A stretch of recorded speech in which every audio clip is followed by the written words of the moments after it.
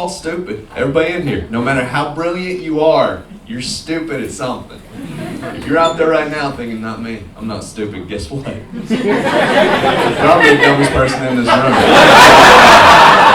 E aí, pessoal, bem-vindos ao canal Amigo Gringo. Eu sou o Seth, seu Amigo Gringo. Muitos de vocês já me escreveram para me perguntar como é um comedy club nova-iorquino, como é um clube de comédia, como vocês falam, não sei.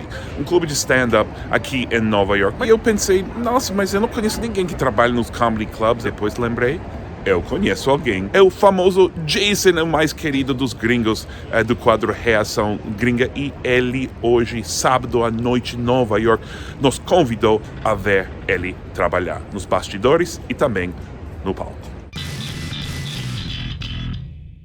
Aqui estou esperando a limusina do Jason. Deve estar chegando daqui a pouco.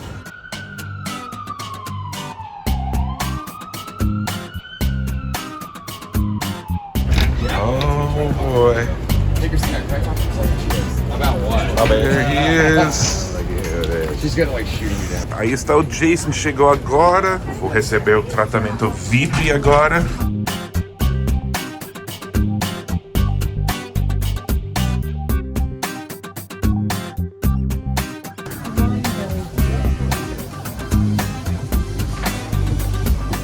This is it.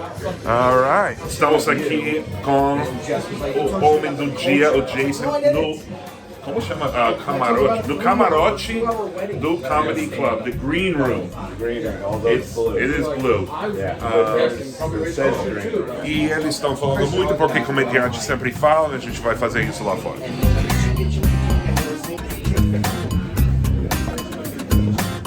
Jason, welcome. Thanks for letting us film today. Much appreciated. Oh, my problem. My pleasure. I went into your YouTube today. There's a lot of, there's even some comments in Portuguese under your... Yeah, I do. I have a Portuguese comment section. You've invited us along tonight. Tell us what a typical night involves in the life of a comedian. It's Saturday night in New York. Saturday night in New York. You go from club to club to club to work on material. You write some before, some in between, depending on how stuff goes. And so you tonight, will you be trying out new material? It's tried and true? I will work on some stuff, but not... There will be plenty of tried and true for the people to enjoy. What's the crowd going to be like? The crowd is going to be from everywhere. Everywhere in the U.S., everywhere in the world.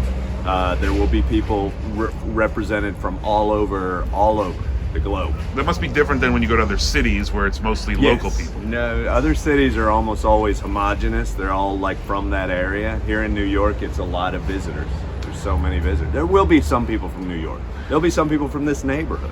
And do you know all the other comedians coming? I know most of them, yeah. I'm pretty sure, I think I know everybody on this show. Every once in a while, you know, you meet somebody new or somebody pops in for a guest spot who's from LA or something like that. But yeah, I know a lot of the comics. And how does the scheduling work? Do you know a month in advance? Or? Different places have different things. Like this one right here, I probably 2 or 3 weeks ago, I got offered this spot. And then like the next spot that I have, I got 2 months ago. So it differs from place to place, which is difficult because some of them are like next week and some of them are like for the next 2 months. Right. So. And you've played, I know you travel quite a bit. Mm-hmm. What are some of the more extreme places you've performed? Extreme? Like Alaska to Key West. I did North Dakota and South Dakota. Wow. That was fun. I did Afghanistan. Oh, you did for the military. For the military. That is awesome. That was wild. I did all through Europe with the military too. Do you do special like stuff for the military? Is it military? Well, you can't do political stuff, right? And you can't do because that's their boss, right? And they don't want you to do things that might be issues going on with different branches of the service. So they will give you little like, don't do this, don't do this. You know, like we went to one place where someone had died, and right. They just simply said, look, if you have anything that references that, if you wouldn't, that would be great. Sure. You know, and which was a good note. So there's no like, how about those improvised explosive devices? Right, yeah, I don't have a lot of I don't have a lot of car bomb material, so. Can you give us a general idea, without revealing any top secret information, how much comedians get paid to perform in New York City? Weekends are better than weekdays. Weekdays, it's all like, you know, $25 spots. Yeah. You get paid in the 3 digits somewhere for a weekend gig? There is nobody who pays you in the 3 digits for one show, but close over to the that. Course of a night. Close to that, and over the course of the night. Tonight I will make in the 3 digits. Well, you overall, know, yeah. It's a lot more than I'll make tonight making this video. Yes. Last question, how would you categorize your style of comedy? Where do you fit into the comedy world? It's I always say it's like the best advice you've ever gotten from the dumbest guy you know. Okay. And this is what goes on in the green room before Jason's show.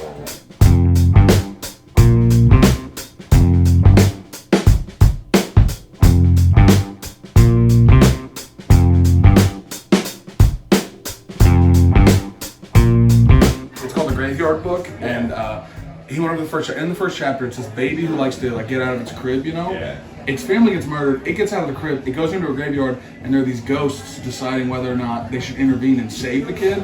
And so, the end of the first chapter is like the book is going to be the ghosts of the graveyard raising this kid.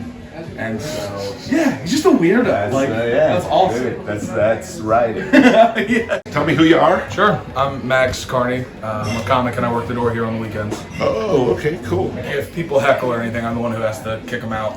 Really? You kick people out? How often does that happen?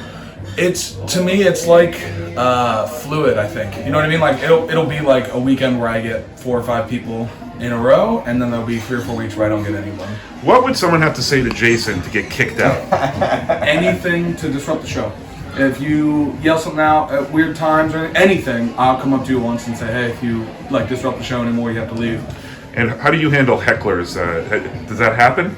Yeah. I try to be nice to them because I think most people just don't understand how comedy shows work, live comedy shows work. I think most people are coming from a place of ignorance, but every once in a while you're like, nope, this person's too much. I still am nice, but coming from the South, I'm really good at being nice and being evil at the same time. That is a Southern specialty. It is I'm real good. I can make people laugh at you and compliment you at the same time. Ok, eu não vou filmar ele saindo porque já mostrou no público. Isso é o que ele vai ver quando ele sai.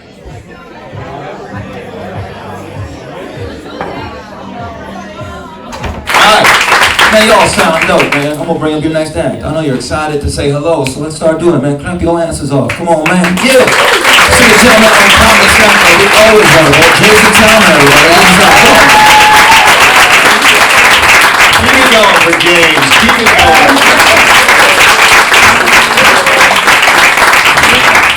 Oh, yes, we love the opening applause. That is the best possible way of saying what you're really thinking, which is, we'll see. Good. All right, let's talk about me. Let's do it. My friends tell me, they're like, Jason, just shave. Then you won't look racist. No, I will still look racist. I just won't look ignorant. And we laugh, but the fact is, we're all stupid. Everybody in here, no matter how brilliant you are, you're stupid at something. If you're out there right now thinking, not me, I'm not stupid, guess what? Probably the dumbest person in this room. And I don't have a problem with that because I think the key to life is not to avoid being stupid. I think the key to life is just to eventually find somebody who's comfortable with your level of stupid. I love how she looked right at you. That's great. She's like, you dumb as a rock, I love you today. That's great, that's beautiful. It is, I want that. All right, thank you guys very much. Y'all are good.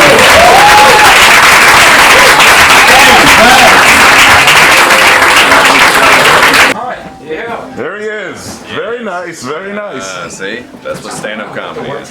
How did it go in there? How do you think? I thought it was awesome. I really feel like I know some of your stuff because I knew a quarter of the jokes. That's good. I gave some tried and true. I gave some new. How was the audience compared to other audiences? They were fun. They were fun audience. Seemed like a fun audience. Yeah, it's good because you throw out stuff and it's New York audience, so you throw out stuff that might not work everywhere, but they're smart. They tend to be a relatively smart audience and willing to go to places that not everybody's willing to go immediately. And if you go immediately, it makes it so much easier to joke about stuff. Smart audience for a dumb comedian. That's right. That's what I mean. All right, where are we going now? Greenwich Village.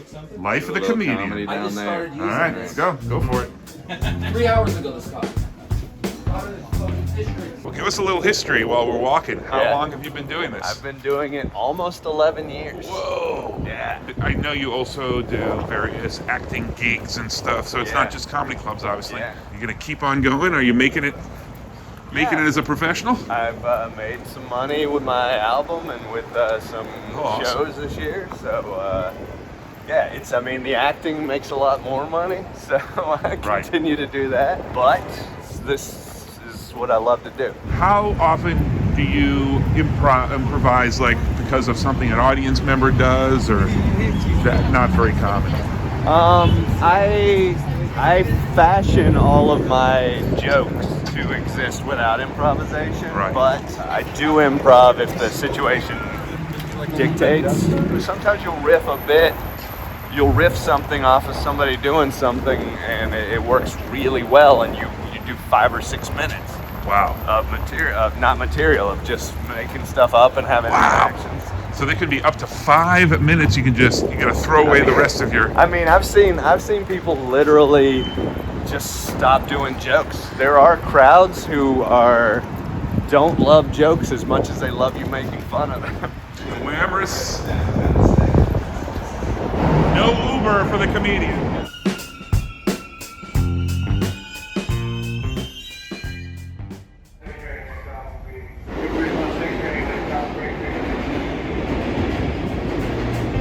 You're out most weekend nights. How does your girlfriend feel about that?